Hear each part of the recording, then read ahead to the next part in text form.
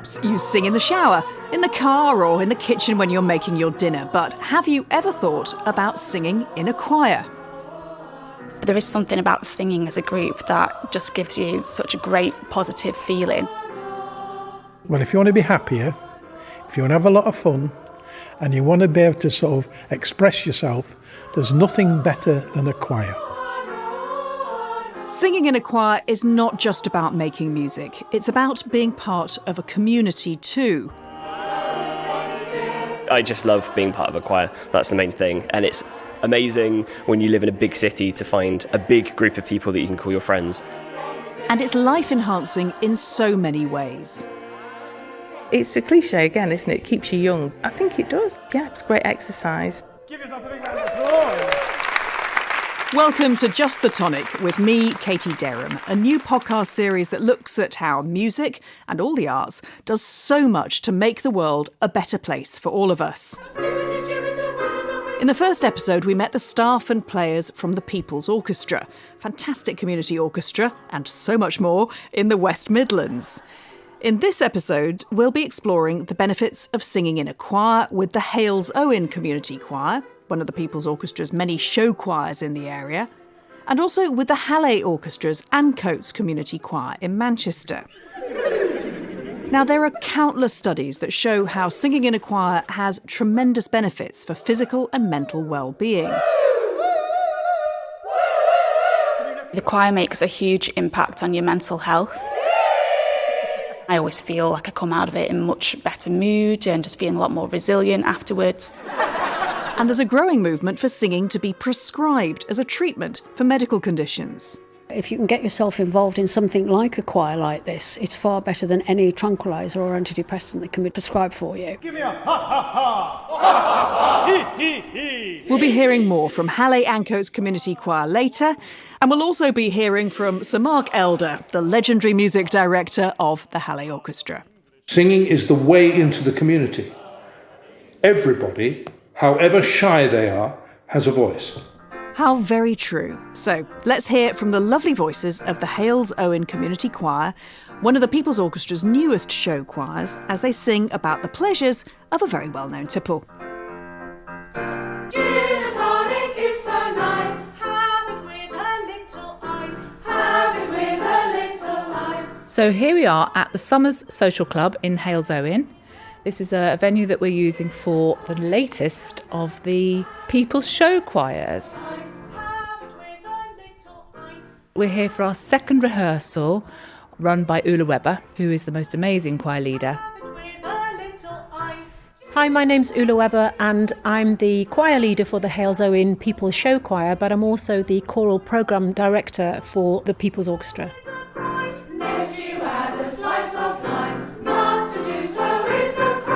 I've always sung since I was a little girl, and I have two brothers. There's only 2.5 years between the three of us, and ever since we were children, we've been singing in harmony. We absolutely love singing together, and that passion for singing has stayed with me all my life. I joined a choir when I was 11 years old, and I've been singing in choirs ever since, and I can't quite put my finger on why it is that I love to sing in a choir, but I guess it's the spirit, it's the community of singing with people, and it doesn't matter who they are, what walk of life they come from. We're all here to sing and to make music together, and that's something really very, very unique and very special. The People's Orchestra have a network of show choirs around the county and hopefully wider in the future.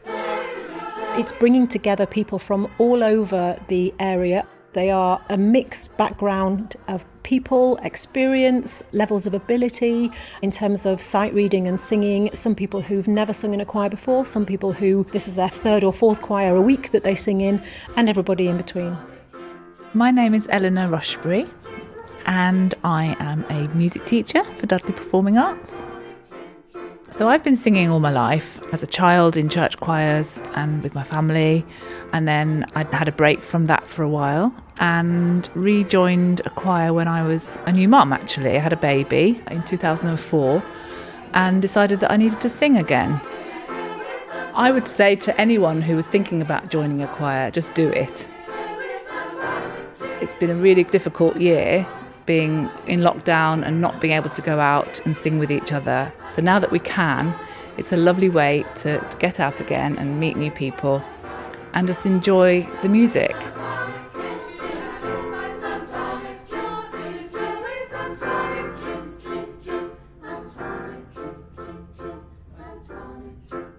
So do you have to be able to read music to sing in a choir? It doesn't matter if you can't read music. Lots of choirs don't use music at all, and the leader is always really good at helping people who perhaps can't read music very well. You don't even need to know which way around to hold the music to be a member of the People's Show Choir. We do use music, but you don't need to be able to read it, because that's one of the things that will come with time, is the ability to know whether the notes are going up or down. But you can choose to use lyric sheets instead. But no, there's no expectation at all about reading music. More to the point, perhaps, what if you really don't think you can sing? I absolutely think anybody can sing. It doesn't matter whether you think that you're only a singer in the shower. Everybody has a voice, and everybody can train their voices. If they don't feel that they can sing in tune, that's usually their own opinion, obviously, but it's usually just that they haven't had enough ear training. So is there really no such thing as being tone deaf? There is such a thing as tone deafness, but from what I know, it's very, very, very rare. It's usually that somebody hasn't developed their inner ear and their sense of pitch, and it just needs a little bit of help and support. We asked Ula what she would say to someone who'd really like to join a choir, but who has been told at some point that they really shouldn't. You know, I come across this time and time again when I'm working with teachers who were tapped on the shoulder when they were at school and they were told, you just mime, and it stays with them for the rest of their lives, and it's such a negative experience. So I would say to those people, it is absolutely not true. For a lot of young people, children and young people, they don't develop their singing voices until they're quite a bit older. So we should be encouraging people of all ages to sing and enjoy singing. So I would say come along to a choir. A choir is the best way for you to improve your singing and improve that inner ear and work on pitch and work on all those things that a choir can do. And it will ultimately develop confidence. So there you have it. Ula believes that anyone can sing. So if you've been told in the past that singing is not for you, perhaps it is time you gave it a go. This one is a brain gym one, so let's have a D major, please. And now, of course, at last you can get together to do it. Sue from the Halesowen Choir is delighted to be able to sing with her friends again. It's very exciting to get back singing again after having had 18 months of relative silence. I missed it hugely. I didn't know how much I depended on singing until it was taken away from me. My father sang, he had a beautiful voice, and I was used to hearing him sing. So I always sang, we always had music in the house from when I was a child. I sang in the choirs at school, and then when I was older, I sang with an amateur operatic society, but for various reasons I then stopped singing, and it was only when I heard about this that I started it up again. It's one of the best things I've done in a very long time. And for Sue, being part of the choir is much more than just singing. It's the fact that you make friends, and it's the companionship, and when you all first meet there's never any need for an icebreaker game because we're all here for the same reason. And from a mental point of view, it's hugely beneficial to me. It's the release of tensions, and it's taking you away from things that are perhaps stressful during your normal day and doing something that is just pure 100% pleasure. If you can get yourself involved in something like a choir like this, it's far better than any tranquiliser or antidepressant that can be prescribed for you. And it's easy to do, and yes, it's affordable as well. So far better than a lot of medicines that can be handed out. Prescribing the arts in place of medication, what's known as social prescribing, is, I'm happy to say, becoming much more widely available. Your GP can now prescribe an activity rather than drugs. Yeah, something along those lines. Isn't he good? Goodness, I married a pianist. Ula's husband, Baz Chapman, is the People's Show Choir accompanist. He also develops singing programmes in the Singing for Health network. Here's Baz on what social prescribing really means. Social prescribing is part of the NHS long-term plan and recognises that some of the things that people will need some kind of help with may or may not be treatable with drugs or therapy, the kinds of things that a GP would prescribe. So social prescribers are people who are based all around the country who can focus on what matters to people, what their interests might be, what would really help them in their situation. And they will be connected with all the opportunities that are open in that area, whether that's a gardening group, a cycling club, or a choir. Humans have been singing together since the dawn of time, to communicate, to express emotion, to bond with each other. And the benefits of singing are really quite extraordinary. Singing is such a brilliant way to address things like feeling withdrawn or anxious. It can help with depression. It can help with medical issues like dementia or stroke recovery. And that thing of coming together with other people to sing and to make harmony and to release those sort of endorphins and serotonin and the chemicals that we know are released when people sing together. That's really powerful. So the network is looking at how we can better support more people to be joining singing groups and create something in this country that is really exciting, where as well as people just coming to sing together because we know it's wonderful and it's what people do, we can also really help with some of those people who are struggling in some way.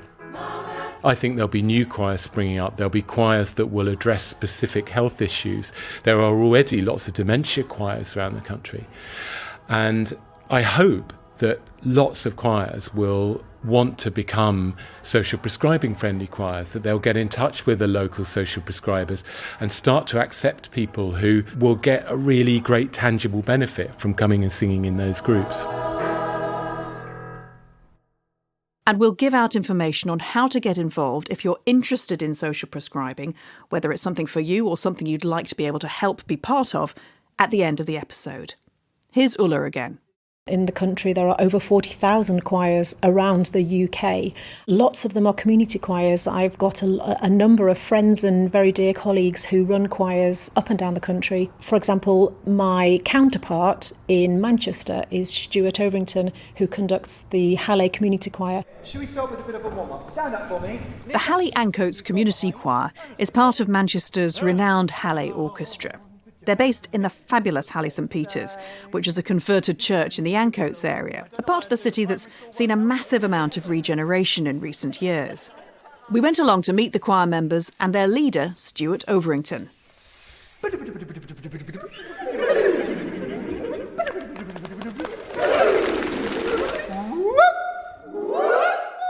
The Hallé Ancoats Community Choir is a community choir, as it says in the title. It's about 80-strong group of adults who come together on a Sunday evening to experience singing together.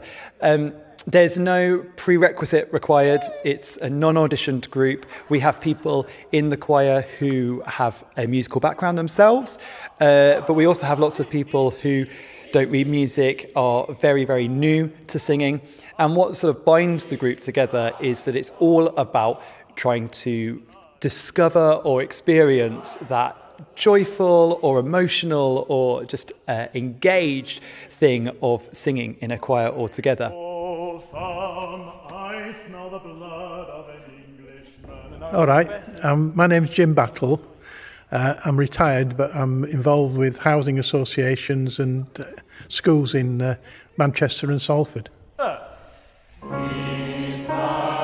I always thought choirs was reading music and complicated harmonies, and I didn't think I was up to it. But when I got here, I was made really welcome, and the way in which the choir is organised and led just makes it so easy for people to come along who enjoy singing.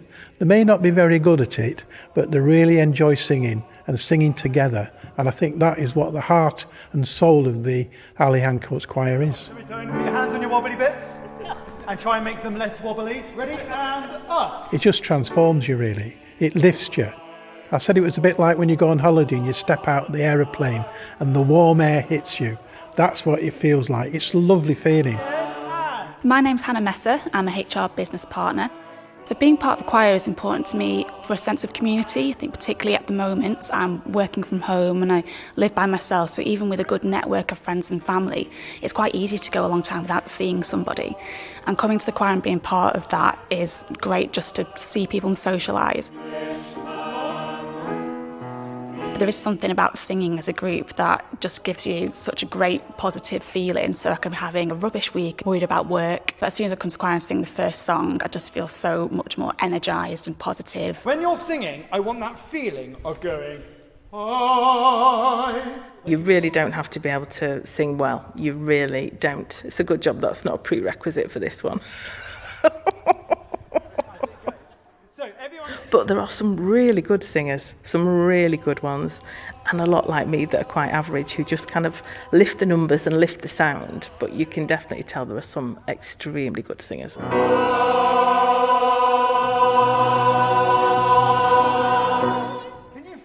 Sense of openness. Can you hear it? My name's Linda and I'm an operations manager for a medical and research device company.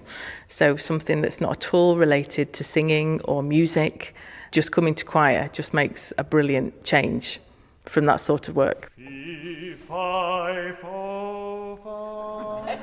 My daughter started coming to the children's choir, and that was how I got involved in this choir. I was volunteering. I think I was on a cake stand raising money for the children's choir and attended a corporate choir event at which they mentioned that there was a community choir, so I decided to come along and get involved. So the last 10 years I feel like I've been very involved with the Hallé.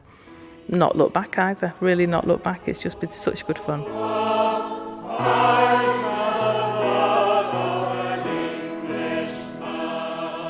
I think probably our youngest members are, early 20s, and we've got one lady who's in her 90s.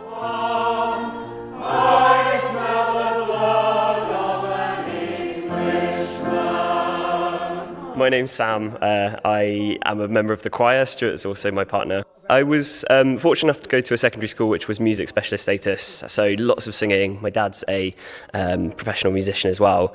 And then I guess post-school, there's a bit of a gap. You're looking for extracurricular things and things to do in your spare time, and I definitely found singing. I've lived in 2 major cities, Manchester and London, and in both cities I made sure I found a choir because it's just a nice way of meeting people, making friends and having fun, really. Do this. My mum always said to me, you should try and find lots of nice things to do in your week, and this is, for me, a big part of my week, which is a fun thing to do, something I always look forward to. Even on a cloudy day, when troubles come your way, just let them fly away and sing together. Listen again. Even on We sing a very wide range of songs. I don't even know how to describe it, really. It tends to be all given to us by rote, so we don't even see the words a lot of the time. We're not familiar with the tunes, but we just learn it, and that's part of the fun, really, because we're thinking, what on earth is this that we're singing? And then within 10 minutes, it sounds amazing. It's a mixture of things. We've done some pop in the past. We do spirituals, we do folk songs.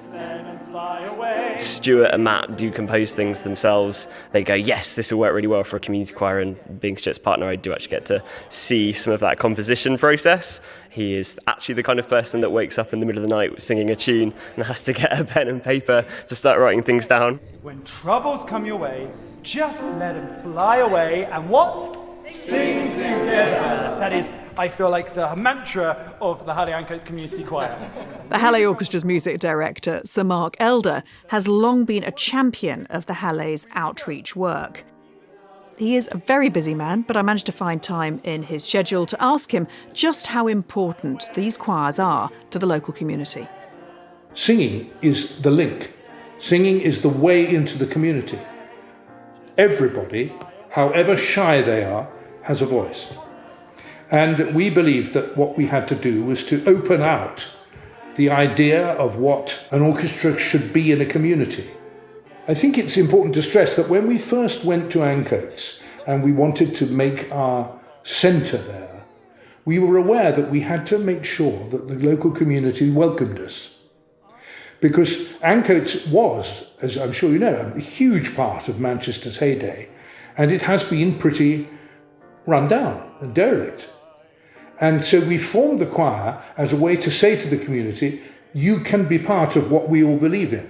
We're not just using this church as a rehearsal venue, it's a centre for music in this area. So, to me, this is a dream come true. Everybody can join. The community choir is open to everybody. It's free. Come along on a Sunday and see how you do. I just want to sing, together. And again. One of the risks of being a man in a choir is that there's probably less men than there are women in a choir, and therefore basses and tenors, sometimes you might feel you're doing a solo part, but I think it's important that we can try and build that up and that you can break some of the myths down. What is the barriers for men coming to sing? I mean, I must admit I was nervous. I didn't want to sort of show myself up. I was afraid it might have been too technical. I'm not a musician. I didn't think I had a very good singing voice. I probably haven't got a very good singing voice, but enjoying singing and enjoying singing with others, I think is something we could actually promote. I think we've got a barrier to overcome, persuading men. I think they've managed to do it in Wales, with the male voice choirs, so I'm pretty sure we could try and do that in Manchester.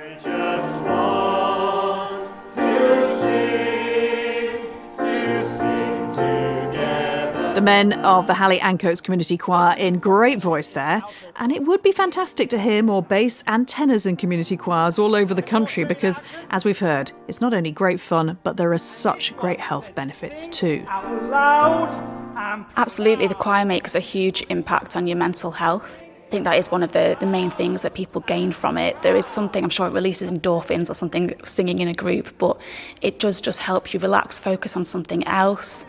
Even just the act of focusing on your breathing and just standing still and thinking about something else for a short period of time makes such a huge difference. And I always feel like I come out of it in much better mood and just feeling a lot more resilient afterwards. It really does make a big impact on your mental health.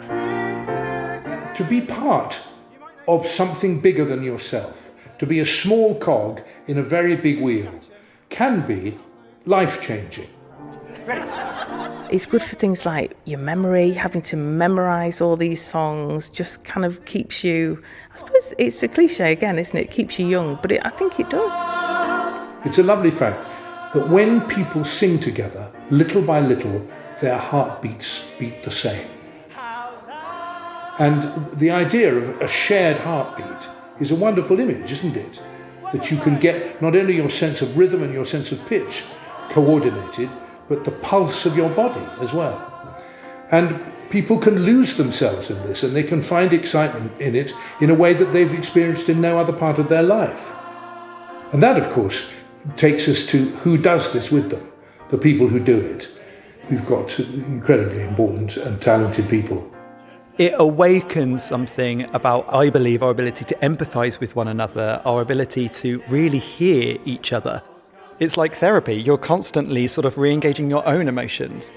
It's great exercise as well. You never really realise how much exercise you get when you're singing, but you feel tired afterwards, so it must be doing something, mustn't it?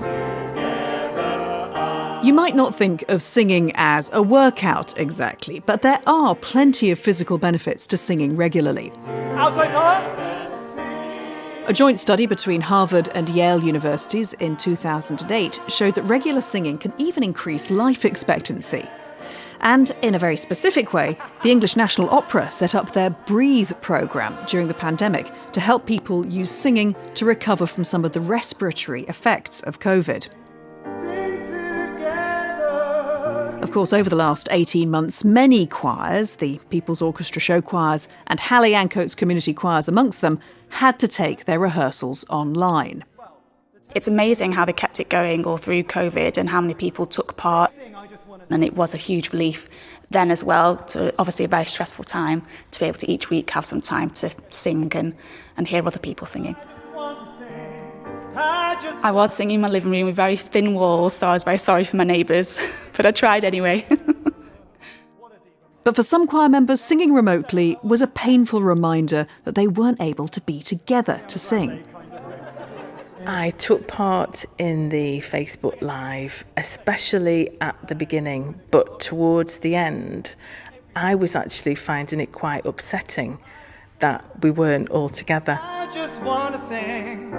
So I had to just stop taking part, which is so sad, isn't it? Give it a go. I just want to sing. I must admit, singing just to an iPad for me didn't work because it reinforced the fact it's singing together with other people. So when we came back for the first time, it was really important that to get that feel of a choir, the sound that you pick up from the people next to you, hearing other voices. It was just beautiful. It was a lovely feeling, and it really hammered home to me what a choir is about, singing together and enjoying it. When troubles come your way, just let them fly away and sing together. What I do see every day in my practice is how the arts have an ability to sort of find common ground with people. When people might feel like they're very different from different communities, from different backgrounds, you find sort of the common humanity that lies between us, that way that we respond to a piece of music, that way that we hear a harmony change or try and sing certain words. And I think that unlocking that in yourself is such a valuable skill to something you can take into all aspects of your life. I think it's endless what you can get out of engaging with the arts, and I think it's so important that we keep them alive and strong in our communities. Absolutely. We've heard that singing in a choir can boost your social life, reduce your stress levels, beat the blues, help you exercise. I mean, who needs the gym? Here's the People's Orchestra show choir accompanist Baz Chapman from the Singing for Health network on how you can find out more about social prescribing in your area. If people are interested in social prescribing, either for themselves or for someone they know, or if they represent a singing group or any other kind of group, contact your local GP. They should know who the social prescribers are for that area and can put them directly in touch. And every social prescriber who I've spoken to is really keen to hear from people from both sides, people who are in need of help or treatment, but particularly from the kinds of groups that can accept those people, and they can do loads to help understand what that relationship might look like. Thanks to Baz, to his wife, choir leader Ula Weber, and the singers of the People's Orchestra Halesowen Show Choir, and the singers of the Hallé Ancoats Community Choir, their choir leader Stuart Overington, and to Sir Mark Elder, music director of the Hallé Orchestra in Manchester. In the next episode of Just the Tonic, we'll be looking at how we can be inclusive and diverse in music making. I'm going to be speaking to Chichi Nwanaku, artistic director and founder of Chineke Orchestra, the orchestra that provides career opportunities to established and up-and-coming ethnically diverse classical musicians. I'll be chatting to Bradley Wilson, who's the new conductor of the People's Orchestra Rusty Players Orchestra, and he's a player in Chineke too. And to the acclaimed jazz musician Zoza Cole, who just also happens to be a People's Orchestra regular. If you're thinking about joining a choir, search online for community arts organisations in your area or get in touch with Arts Council England, the Arts Council of Wales, the Arts Council of Northern Ireland or Creative Scotland. And you do not have to sing to get a taste of all this choral goodness. Go and support your local choir the next time they perform and you will be uplifted. Just the Tonic with me, Katie Derham, was produced by Jill Davis and is a Peanut and Crumb production, supported by the People's Orchestra and Arts Council England. Fab! There you go. 4 parts done. Sit yourself down.